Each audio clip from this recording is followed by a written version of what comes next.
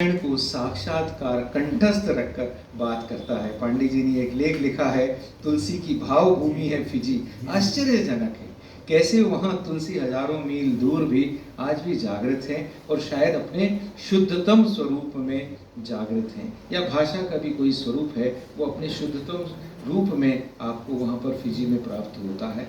तो ऐसे जो बहुत ही अनोखे से कारनामे हैं। या फिजी के साहित्यकार, आपने प्रोफेसर सुब्रमण्य का जिक्र किया, या कमला प्रसाद जी हैं, प्रताप जी हैं, इनके बारे में बहुत कम लोग हैं जो जानते हैं। हमें इसी बात में बड़ा भ्रम हो जाता है कि हम एक दो किताबें लिख लेते हैं और सोचते हैं कि हमने साहित्य की बहुत बड़ी सेवा कर ली है और हिंदी के हमारे अवदान के प्रति हमें कहीं सम्मानित हो जाना चाहिए था। आप कल्पना कीजिए कि एक ऐसे देश में जहाँ एक ऐसा वातावरण जो आपको इन सारी बातों को करने के लिए बहुत अधिक प्रेरणा नहीं देता, उसके बावजूद अपनी भाषा को बचाए रखना, अपनी संस्कृति को बचाए रखना, अपने संस्कारों को बचाए रखना, ये बहुत बड़ी बात है। जब हम बात करते हैं भाषा की, तो ये सिर्फ भाषा नहीं है, ये दरअसल हमारे पूरे संस्कारों की थाती है, हमारी संस्कृति की थाती है, और इसलिए ये हमारे अपने अस्तित्व का द्योतक है।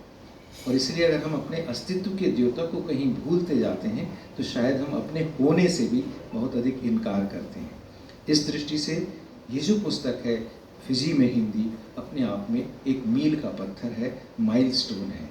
और इसलिए मैं प्रणाम करता हूँ श्रद्धेय उच्चायुक्त महोदय को, जिनकी प्रेरणा से ये पुस्तक आज हम सबके सामने आ सकी है। और राजेश कुमार मांझी जी को भी मैं बहुत बहुत बधाई देता हूँ। मेरे छोटे भाई हैं, मेरे अनुज हैं, जिन्होंने पूरे श्रम से, पूरे प्रयास से इस पुस्तक को हमारे सामने लाया है। इसके साथ ही मैं इसके प्रकाशक महोदय को भी बहुत बधाई देना चाहता हूँ।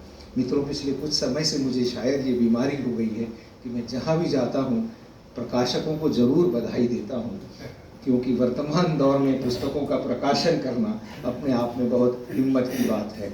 और जो पुस्तक प्रकाशित करता है वो एक तरह से, किसी तरह से घर भूख तमाशा भी कर रहा होता है। ये स्तुत प्रयास है।